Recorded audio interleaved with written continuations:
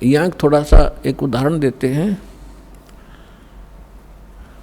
एक कथा आती है अपने पुराणों के अंदर, लेकिन ये जितनी कथाएं हैं ये इनकम्प्लीट हैं, इनको हमारे को कोई सिर पैर इन्होंने बताया नहीं, कथा सुना कर छोड़ दी।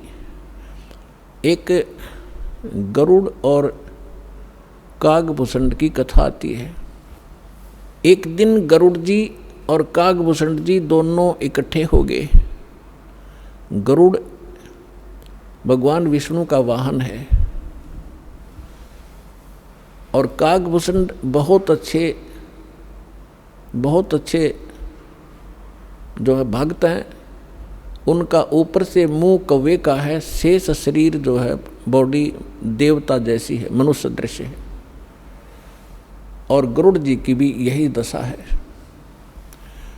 अब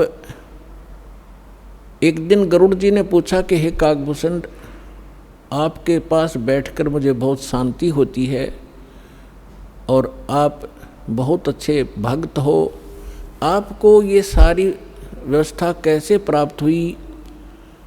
तब कागभूषण ने कहा कि गरुड़ जी, एक लंबी कहानी है, आपके पास समय हो तो सुनाऊं? गरुड़ जी ने कहा कि सुना भाई। कागभूषण ने कहा कि एक समय मैं मानव शरीर प्राप्त था और मेरी 20 वर्ष की आयु थी, युवा था।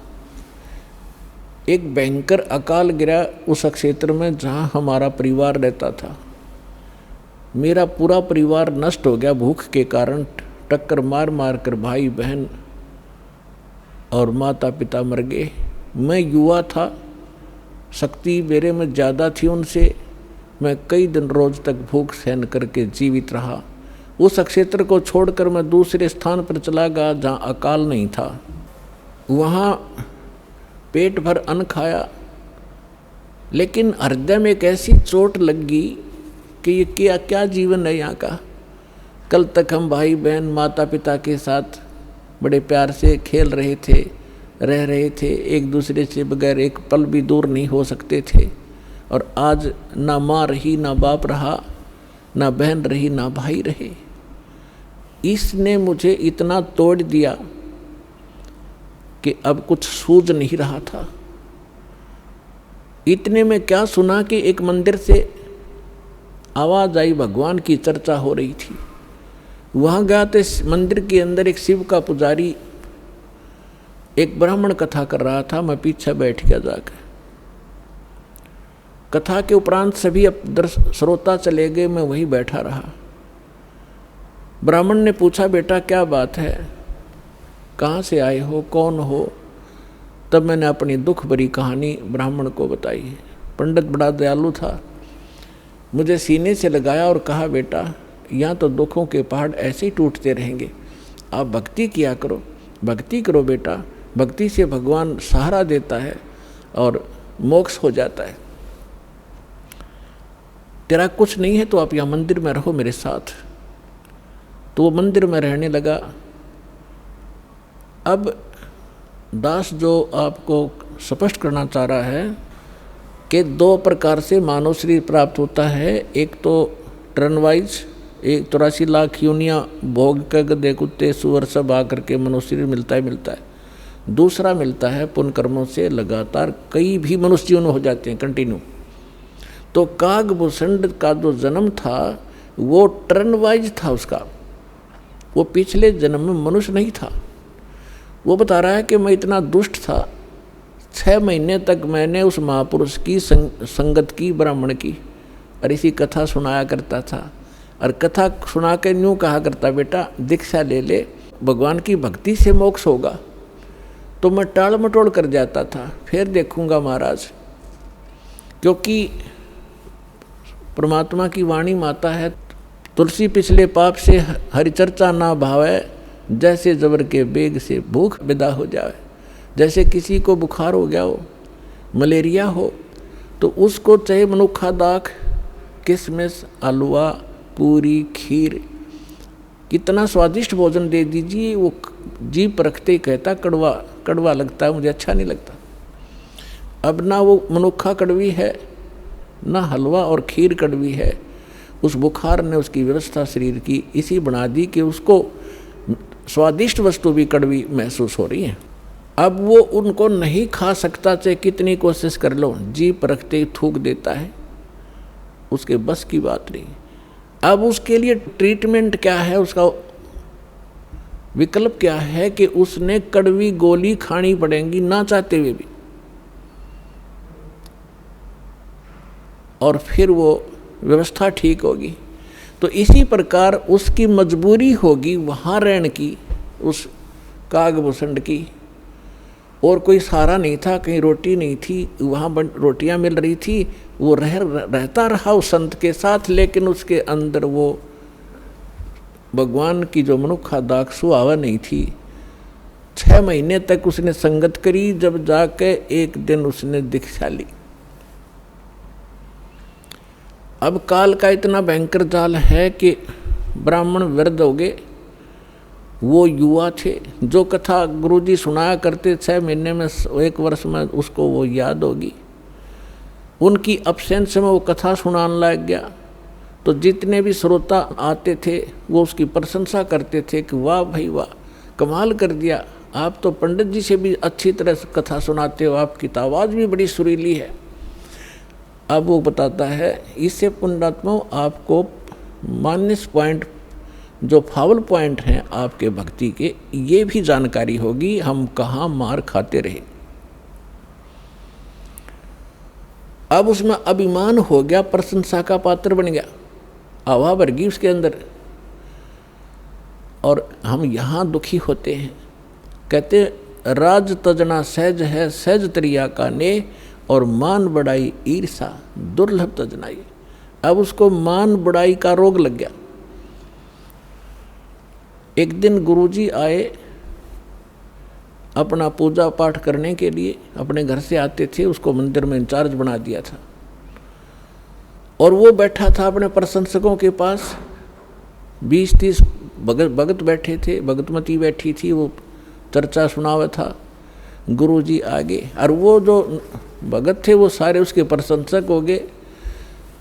तो उसने उस दिन खड़ा हो करके गुरुजी का सत्कार नहीं किया, बैठे बैठे देख लिया, और मन में ये था कि मैं उठूँगा, खड़ा होऊंगा तो मेरी बेइज्जती ना हो जाए श्रोताओं के सामने। उसमें ये दोष था, लेकिन संत ने ये ध्यान नहीं दिया। वो अपनी पूजा की धुन में उनके पास से निकल गया और मंदिर में आगे चला गया। वो बाहर परिसर में बैठे थे बरंडे में। तब आकाशवाणी हुई। भगवान शंकर का पुजारी था वो ब्राह्मण। भगवान शंकर ने आकाशवाणी की, ए धूर्त, तूने अपने गुरु का अनादर किया है, तुझे 1 लाख वर्ष तक नरक में डाला जाएगा। ये आकाशवाणी सुन ली गुरुजी ने। अपने आत्माओं, कबीर साहब कहते हैं, बहुत प्यारा बालक माँ का, उससे बढ़कर शिष्य गुरुओं का। अब पिता को पुत्र पुत्री बहुत अच्छी प्यारी लगते हैं, माँ को पिता से भी 100 गुना प्रेम होता है अपने बच्चों में, बेटा और बेटियों में। और यहाँ ये भी साथ में सिद्ध होता है कि गुरु जी को अपने शिष्य उन माँ से भी 100 गुना प्यारे होते हैं, कि ताकि इनका कल्याण हो, क्योंकि वो भविष्य की जानकारी रखता है कि यदि ये इस भक्ति पर सफल नहीं हुए तो इनके ऊपर के कहर टूटेगा। इसलिए उस भविष्य के दुख को जानकर आपको इतना प्यार देता है कि ये इस भक्ति पर जुड़े रहें, और कहीं इनका इतना मोह बनाता है कि कहीं ये डगमग ना हो जाए, इनका भविष्य नाश हो जाए, दुर्गति होगी इन बालकों की। फिर तो इस प्रकार उस संत ने आकर महात्मा ने कहा कि बेटा क्या गलती होगी, भगवान क्यों अक्षुब्ध हुए तुझसे? अरे अक्षमा याचना कर भगवान से। आप भी खड़े हो गए और उससे भी कहा, और कहा है भगवान बालक है, भूल पड़ गई होगी, आपका बच्चा है, अक्षमा करो, आप तो दयालु हो, आप तो कृपालु हो, महादेव हो। फिर आकाशवाणी की कि इसने अपने गुरु का अपमान किया है, ये मेरी बर्दाश्त से बाहर है। जब ये गुरु का आदर नहीं कर सकता तो मेरे लोक में आवेगा, यहाँ भी यो उस भस्मासुर जैसे काम करेगा। ऐसे दुष्ट को मैं कैसे एक्सेप्ट करूँगा?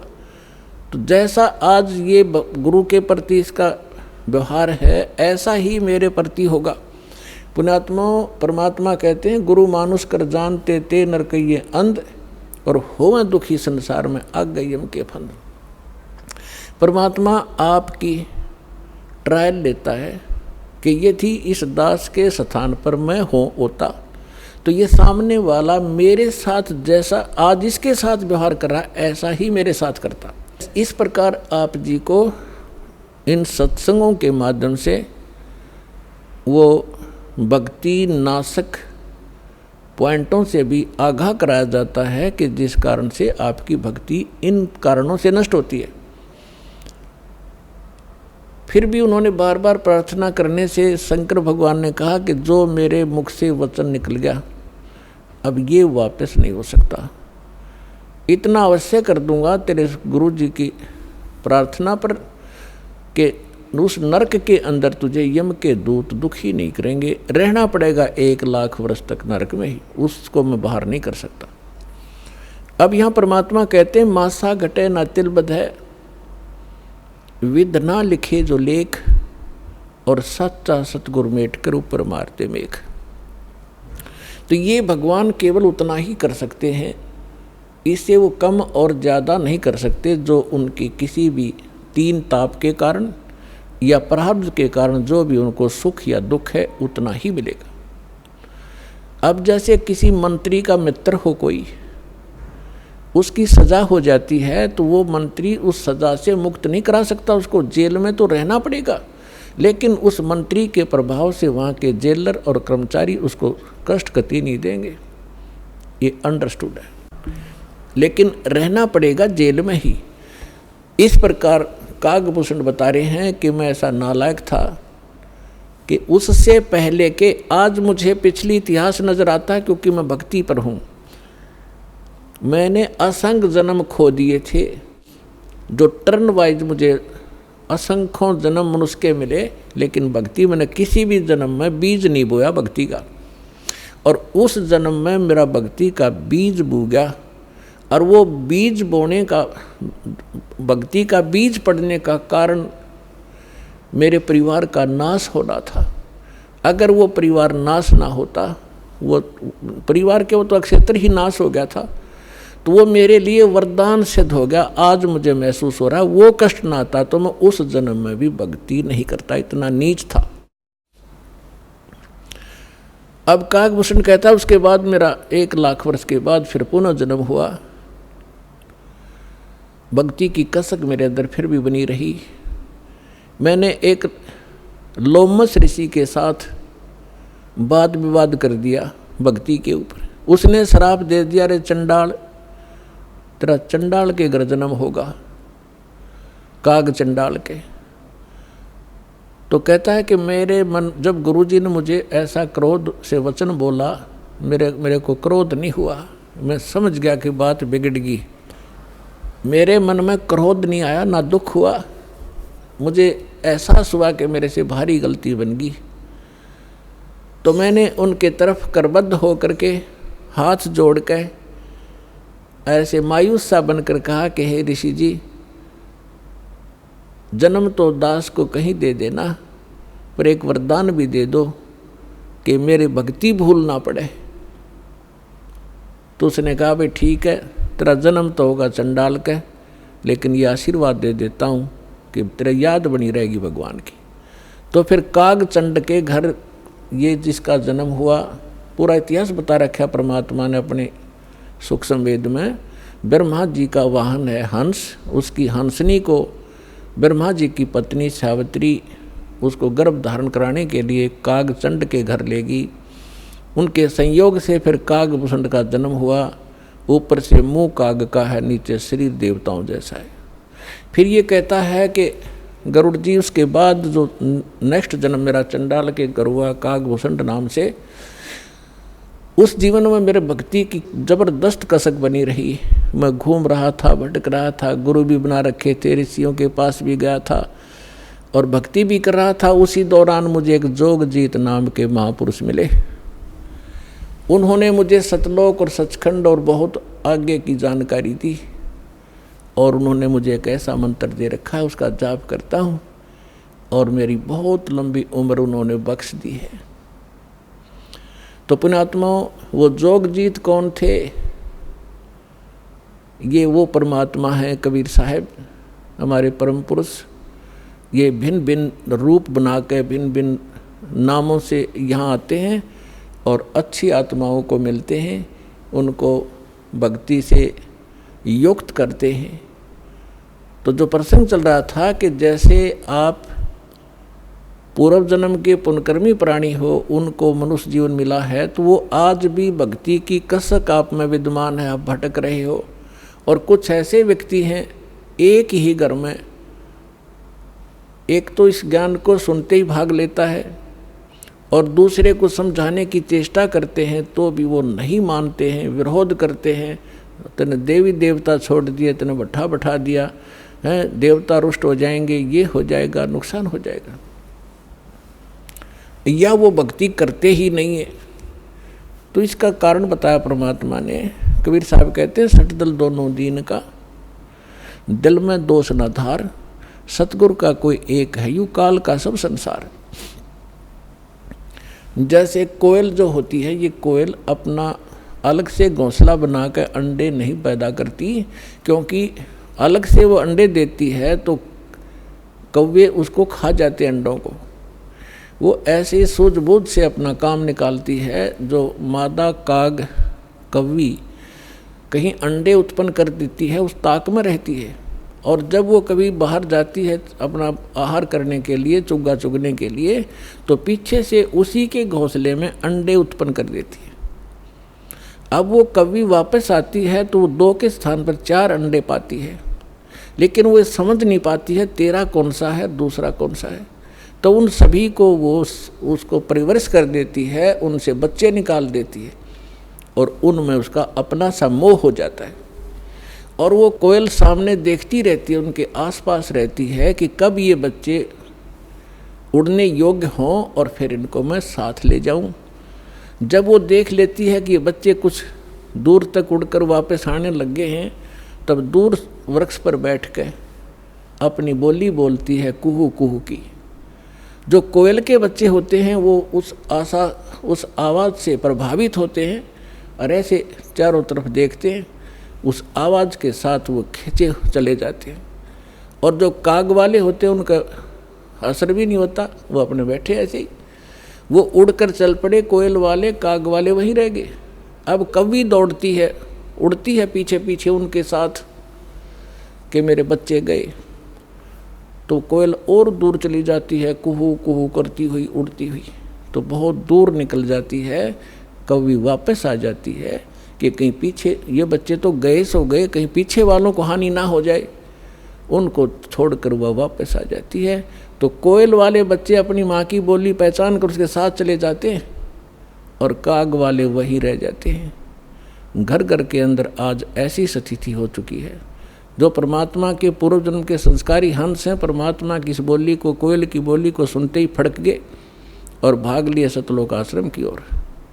और वो भी अगर छाने नहीं हुए, अभी समझन जोगे दो शेष रह रहे हैं, ये भी हो सकता है, तो वो भी अगर कोयल के होंगे तो अवश्य सतलोक आश्रम बरवाड़ा में आना पड़ेगा उनको। तो ठीक इसी प्रकार पिछले संस्कार से आपको सब वस्तु प्राप्त हो रही है, लेकिन आगे की भी तैयारी करवानी है। जैसे कागभूषण का पिछला संस्कार नहीं था, ऐसा रीजन बन गया और उसके ऊपर इतना सत्संग की बौछार होगी, ना चाहते हुए भी उसने वहाँ रहना था। रोज ऋषि ने, संत ने सत्संग करना था, उसका असर हो गया। अब जैसे किसी को सर्प डस जाता है और पहले मंत्रों से यंत्र ये सब जतन हुआ करते थे, गारुड़ एक मंत्र सिद्ध कर लेता है वेद का, और उस मंत्र से फिर वो विष उतारता है, तो उस जिसको सर्प ने डसा हुआ है वो अचेत पड़ा है, ना उस मंत्र की लैंग्वेज समझता है, ना आवाज़ सुन रहा है, लेकिन वो मंत्र फिर भी उसके ऊपर असर करके विषरहित कर देता है और वो सचेत हो जाता है। ठीक इसी प्रकार आज परमात्मा ने यही तरीका बनाया है। ऐसे साधन बना दिए, चिप बनवा दी, वीडियो ये DVD बनवा दी, सुबह दोपहर शाम की आरती कंपलसरी करनी पड़ेगी। अब घर के अंदर दो सदस्य नहीं भी नाम लेना चाहते और ना सुनना चाहते, वो घर से बाहर कहाँ जाएंगे। आप अपनी आरती भी कर रहे हो, आप अपना मंत्र जाप भी कर रहे हो, आप परमात्मा की वाणी सत्संग भी चला देते हो देर सवेर, तो उनके ऊपर उस कागभूषण की तरह एक दिन असर होगा।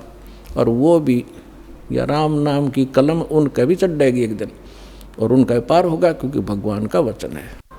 तो ये तरीका अपनाया परमात्मा ने, परमेश्वर ने बताया कि हमारी काल के साथ वार्ता हुई थी, जब परमात्मा ने कहा था कि मैं नीचे के लोकों में जाके तेरी वास्तविकता बताऊंगा सभी प्राणियों को कि तू भगवान नहीं है, तू काल है, इनको खाता है, इसलिए तो इनको जन्मता और मारता है, पैदा करवाता और मारता है। असली भगवान कोई और है, वहाँ जाने का तरीका मैं बताऊंगा, ऐसा गुप्त मंत्र मैं लेकर आया हूँ। तब काल ने पैर पकड़ दिए, बहुत ज़्यादा जो है प्रार्थना की, परमात्मा ने स्वीकार की। इसने कहा कि भगवान 3 युगों में जीव ना ले जाना, कम ले जाना थोड़े थोड़े, और चौथे युग में कलयुग में कितने ही जीव ले जाना, इतनी दया मेरे पर कर दो। परमात्मा को भी पता था कि सतयुग त्रेता द्वापर में ये जीव गणे दुखी नहीं होते, और इनकी पूर्व जन्म की बैटरी चार्ज होती है, उसी से ये सुखी होते हैं। और ये सोच रहे होते हैं हम राम और कृष्ण की भक्ति कर रहे हैं, शायद इसी से सुखी हैं, तो इसलिए ये मेरे ज्ञान को स्वीकार नहीं कर पाएंगे। मालिक को मालूम था, तो इसलिए मालिक ने कहा था परमात्मा ने कि भाई ठीक है, चौथा युग जब कलयुग आई तब हम अपना अंश पठाई, और काल फंद छूटे नरलोई, सकल सृष्टि परवानिक हुई। परमात्मा ने कहा था जब कलयुग के अंदर मैं अपना दास भेजूंगा, और फिर ये काल के सब बंधन छूटेंगे, और सारा विश्व मानव शरीरधारी प्राणी और साथ में जो मनुष्य, जो पशु पक्षी हैं, वो भी मनुष्य शरीर धारण करेंगे, और वो सभी परमात्मा की भक्त नाम लेंगे। सकल सृष्टि परवानिक हुई, परवानिक माने विकसित होंगे। और कहते हैं कलयुग बीते 5500 पाचा, तब ये वचन मेरा होगा साचा,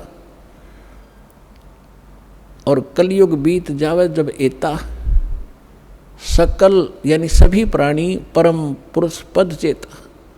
600 वर्ष पहले मालिक की वाणी में लिखा हुआ है, कबीर वाणी में, सच्चिदानंद घन ब्रह्म की वाणी में, यानी सूक्ष्म वेद में, उस तत्व ज्ञान में लिखा है, परमात्मा ने बोला था, धर्मदास जी लिखा था, उसमें कहा है कि जब चौथा युग जब कलयुग आई तब हम अपना अंश पठाई, और काल फंद छूटे नरलोई, नर नारी सभी का काल का फंद छूटेगा, तो इसने जकड़ रखा है, मूर्ख बना रखा है, बस इतना ही सीमित कर दिया, ये तेरा बेटा है या तेरी बेटी है, ये तेरी कार या तेरी कोठी है, 1 मिनट में मृत्यु हो जा, छोड़ बेटा, अब ये सब मेरी है, तू गधा बन।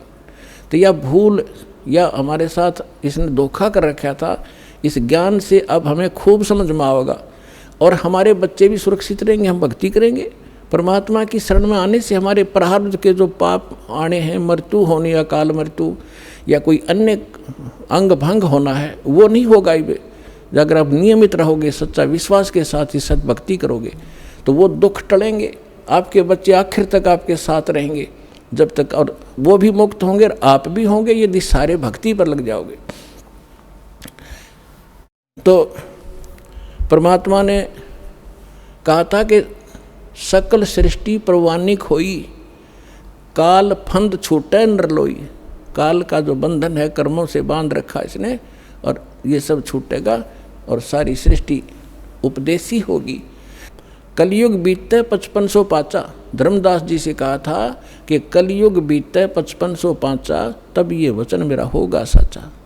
आज से 600 वर्ष पहले मालिक ने ये कहा था कि पूरा विश्व मेरी भक्ति करा करेगा कबीर की, और सभी उस सतलोक के परम परमेश्वर के उस परम पद के जानकार होंगे, सबको ज्ञान हो जाएगा उस परम पुरुष के उस पद का, जो गीता अध्याय नंबर 18 के श्लोक नंबर 62 में कहा कि अर्जुन तू सर्वभाव से उस परमेश्वर की शरण में जा, उसकी कृपा से ही तू परम शांति को और सनातन यानी शाश्वत स्थान को प्राप्त होगा। गीता अध्याय नंबर 15 के श्लोक नंबर 4 में कहा कि तत्वदर्शी संत की प्राप्ति के उपरांत यानी तत्व ज्ञान से परिचित होने के उपरांत परमेश्वर के उस परम पद की खोज करनी चाहिए, जहाँ जाने के बाद साधक फिर लौटकर कभी संसार में नहीं आते। और जिस परमेश्वर ने सब ब्रह्मांडों की रचना की है अपने विषय में गीता ज्ञानदाता कहता है दूसरे अध्याय के 12वें श्लोक में, चौथे अध्याय के 5 और 9 श्लोक में, 10वें अध्याय के दूसरे श्लोक में कि अर्जुन तेरे और मेरे बहुत जन्म हो चुके हैं, आगे भी होंगे और पहले भी हम जन्मते रहे हैं। इसलिए वो कहता अर्जुन तू सर्वभाव से उस परमेश्वर की शरण में जा जिसकी कृपा से तू परम शांति को और परमात्मा सनातन परम धाम को प्राप्त होगा। तो यहाँ बता रहे हैं परमेश्वर कि कलयुग बीत जावे जब एता 5500 वर्ष 5 वर्ष, और तब सकल प्राणी उस परम पुरुष के परम पद चेता, उस परमेश्वर के उस परम पद के सभी जानकार हो जाएंगे। कोई सतलोक है, सचखंड है जहाँ हम रहते थे वहाँ जाना है, तो जहाँ आशा ताबासा हुई मन कर्म वचन सुमरियो सोई। तो जो प्रसंग चल रहा है हम उसी पर आते हैं। अब आपके जो पूर्व जन्म के संस्कार हैं उस कारण से आप भक्ति की चाह आप लिए हुए हो। दुर्भाग्य आपका कि उन नकली संतों के पास पहुंच गए। तो परमात्मा ने कहा था कि जब कलयुग 5505 बीत जाएगा उसमें सभी पंथ और सभी जितने भी मजहब अपना उनके धर्म गुरु वर्तमान गुरु जो भी ज्ञान रखते हैं वो सब सुना चुके होंगे, उनकी बहुत बड़ी पुस्तकें बन चुकी होंगी। उसके बाद मेरा दास जाएगा और उन्हीं सद्ग्रंथों को, जिन सद्ग्रंथों पर प्रत्येक मानव आधारित है, जो भी जिस मजहब धर्म से संबंध रखता है, उन्हीं से यथार्थ ज्ञान उनके रूबरू करेगा। उसके लिए परमात्मा ने सबसे पहले आपको ये इंस्ट्रूमेंट बनवाए, प्रोजेक्टर बनवाए, टीवी चैनल बनवाए। दास आपको तो अब समझ में आएगी कि ये क्या हो रहा है, और आपको इतना तो ज्ञान है कि आज से 10-12 वर्ष पहले इनका नामो निशान नहीं था, और पीछे जाओगे तो किधर सोच भी नहीं थी कि ये ऐसे इंस्ट्रूमेंट बनेंगे। यदि मानव बना सकता तो बहुत पहले बना लेता इसको। ये परमात्मा का दिया हुआ ज्ञान बुद्धि है, पूरा विश्व उसके बालक हैं। कहीं से भी इसने किसी क्षेत्र से, पृथ्वी के किसी कोने से भी इंस्ट्रूमेंट किसी भी अपने बच्चे से बनवाया, ये गॉड गिवन माइंड है। मानुष जीव सत्र का ये नहीं बना सकता। ये इसलिए बनवाया दाता ने, पहले आपको शिक्षित किया। अब इस दास का जन्म 1951 में हुआ, तब तक शिक्षा का कोई नामो निशान नहीं था। इक्का दुक्का की तो बड़ा करता कोई, और उसके बाद एकदम बाढ़ सी आ गई। इतने आकर्षित हुए, कारण कुछ भी बिना, चाहे रोजी रोटी के लिए सब ने डिवोट कर दिए अपने बालक। 20-20 वर्ष तक बेटा बेटी पढ़ो पढ़ो, और मालिक ने दया करनी थी कि इसका सदुपयोग करेंगे। फिर ये इंस्ट्रूमेंट आपके सामने है, सदग्रंथ आपके रूबरू कर रहा है दास, और उनका निष्कर्ष निकाल के परमात्मा के ज्ञान से तोल रहा है। तो इस मानुष जीवन का मूल उद्देश्य यही है कि आप भक्ति करके यहाँ से पीछा छुटवाओ, और जिस परिवार को आप सुखी और धनी देखना चाहते हो वो भी भगवान से ही हुआ करता है। भगवान आपको दोनों काम करेगा, यहाँ भी सुख देगा और मोक्ष भी मिलेगा। अब ऐसा कौन अनजान होगा जो इस अवसर ने चूकेगा? अब सभी इस बात को स्वीकार करेंगे। तो प्रसंग अब चल रहा था कि हम जब सतलोक से आए, हम धनी थे भक्ति के। इस काल भगवान ने अपने ऊपर रेस्टोरेंट बना रखे हैं, स्वर्ग महास्वर्ग। प्रत्येक जो भी देव है उन देवों के अपने लोक हैं अलग से, जैसे विष्णु लोक, शिव जी का लोक, ब्रह्मा जी का लोक और गणेश जी का लोक, ऐसे। तो वहाँ इन्होंने अपने रेस्टोरेंट बना रखे हैं। वहाँ जो विष्णु जी का पुजारी वहाँ जाएगा, उसने जितने पुण्य किए हैं, भक्ति की है भगवान की, तो उसका टैक्स लेगा वो उस रेस्टोरेंट में 10%, किसी ने 20% उसकी पुण्य कमाई से, और वहाँ सब सुविधाएं उनको देंगे जैसे होटल में होता है। पैसे उसी के होंगे, खर्च पुण्य उसी के होंगे। उन पुण्यों से भी 10-20% वो ये देवता हम आपसे टैक्स लिया करते हैं। और जब आपकी वहाँ पूंजी समाप्त हो जाएगी, पुण्य समाप्त होती है, आपको 84 लाख योनियों में गधे कुत्ते जो भी संस्कार वश है वहाँ भेज दिया जाएगा। और अब हम जो सतलोक कैसे जाएंगे, हमारी भक्ति शास्त्र अनुकूल ना होने से हमारे पूर्व जन्म के जो संस्कार थे वो सतयुग त्रेता द्वापर में अक्षीण हो गए। अब चौथा युग जब कलयुग आ गया, अब इसमें आप देख रहे हो कोई प्राणी सुखी नहीं है, कोई भी सुखी नहीं है। चाहे ऊपर तो आपने कितना चिकना चोपड़ा दिखता हो और चाहे प्रधानमंत्री दिखाई देता, उसको चैन सपने में नहीं है। कोई ना कोई ऐसी टेंशन उसके घर करी हुई है कि वो बता भी नहीं सकता किसी को। तो इसलिए परमात्मा को ये मालूम था कि जब इनके पुण्य क्षीण हो जाएंगे तब इनकी आंखें खुलेंगी। ये वो भक्ति भी करके छक लेंगे, उन संतों के पास भी भटक कर छक लेंगे जिनको ये संत मानते, और फिर भी ये ज्यों के त्यों रहेंगे, तब हमारे दास के पास आएंगे। और वो ऐसा मंत्र समर्थ के पास वो पावर है कि आपके संस्कार प्रारब्ध के दुख को भी, प्रारब्ध के संस्कार को भी वो चेंज कर सकता है। मासा घटे न तिल बधै, विद ना लिखे जो लेख, और सच्चा सतगुरु मेट कह ऊपर मार दे मेघ। अब सतगुरु ना मिलने से भेड़ पूछ को पंडित पकड़े बादो नदी बिहंगा, गरीब दास वो भवजल डूबे जिनको नहीं साध सत्संगा। कबीर इस संसारे को समझाऊं के बारे, ये पूछ पकड़ के भेड़ की और उतरा चावे पारे। साधना तो नकली कर रहे हैं और इंतजार कर रहे हैं सुख होने की और मोक्ष की। कहते हैं संशय शोक सराय में सुतक दिन राती, और जीवत जग में जूती पड़े फिर जम तोड़े छाती।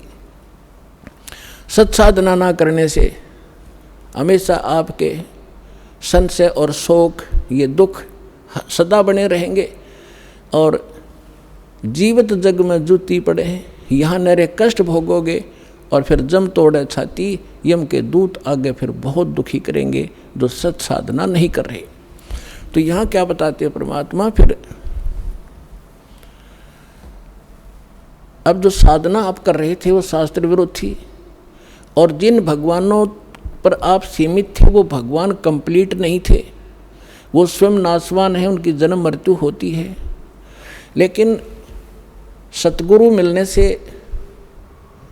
तत्व ज्ञान का हमें प्रकाश होता है, उसके आधार से फिर हम अपने उस मार्ग पर चलते हैं। कबीर साहब कहते हैं, पीछे लग गया जाऊं था मैं लोक वेद के साथ, रस्ते में सतगुरु मिल गए वो दीपक दे दिया हाथ।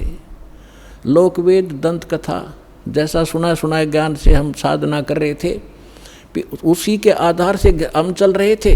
हम अपने ऊपर उदाहरण देकर हमें समझा रहे कि पीछे लग गया दाऊं था मैं लोक वेद के साथ, रस्ते में सतगुरु मिल गए और दीपक दे दिया हाथ।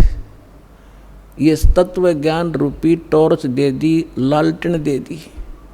अब इसकी रोशनी में हम गड्ढों में, बोझड़ों में, कांटों में नहीं जाएंगे, इसके प्रकाश से हम सुमार्ग पर चलकर मंजिल पर पहुंच जाएंगे।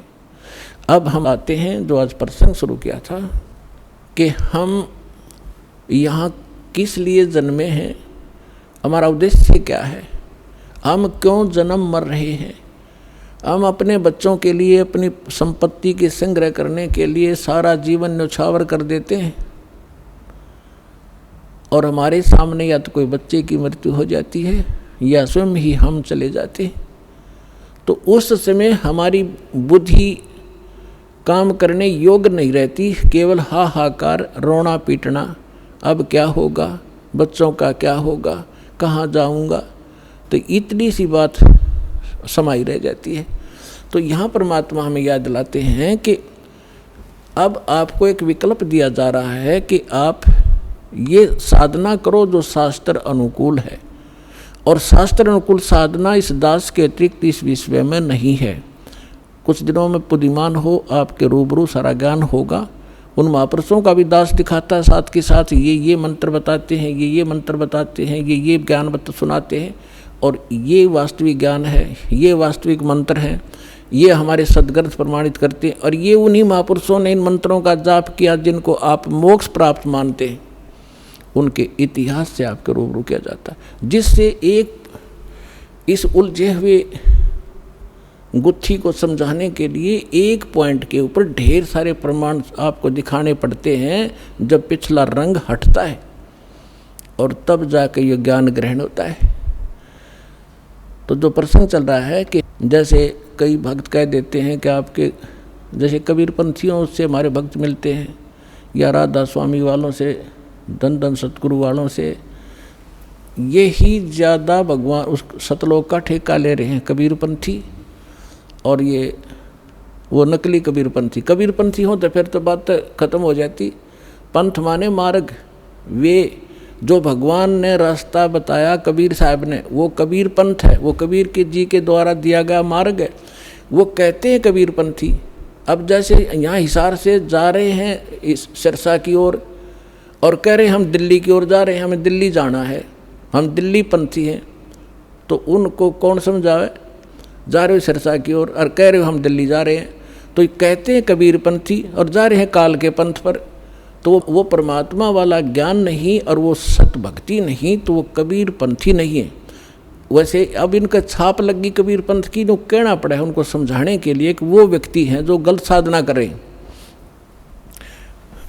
तो ये सभी सतलोक की महिमा सुनाते हैं, और जब हमारे भक्त उनसे कहते हैं कि ऐसे ऐसे वहाँ चलो सही साधना है, सही ज्ञान है, तो वो कहते नहीं, वो तो काल के नाम देता, शुरू से ही काल के नाम देता है। काल कौन से? ब्रह्मा विष्णु महेश।